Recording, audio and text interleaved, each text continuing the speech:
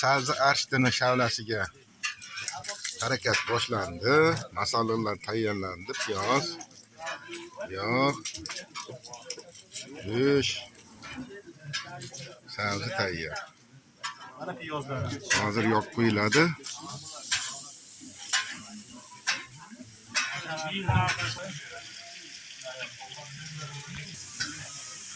Qozonimizga o't yoqildi. Ketdi mana. Xudo xolasa. Allohu akbar.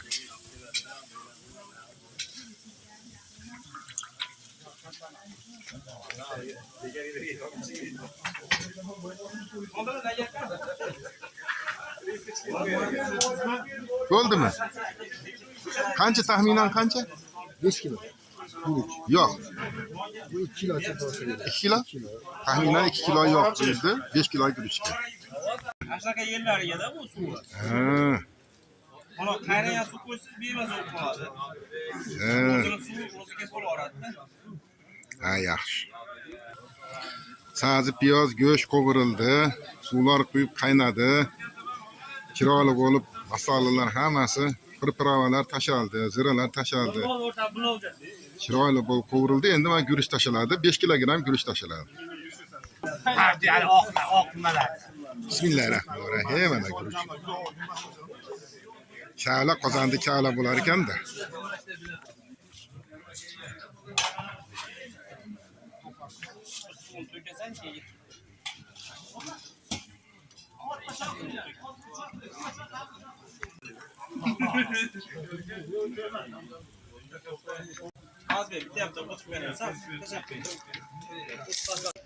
O'choqdan tushirdik.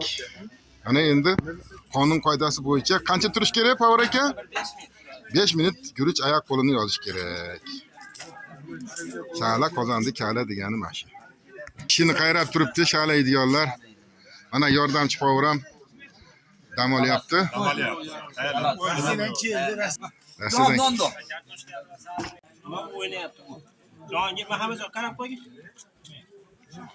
Bismillahirrohmanirrohim. Shalamiz pishdi, solishni boshladi.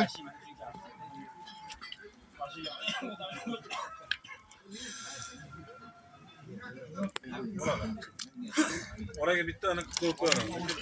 Bo'laveradi. Ha, ovqatdan shakar ol.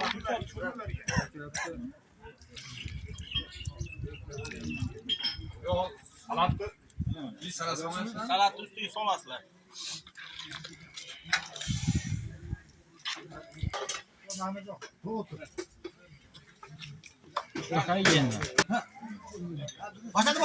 Boshlaring. Sikkerelarlar. Mana shu. Alar. Hozir kelsa mana shu o'tmas, mana shu qo'shib ketayim. Mana qo'shib hozir.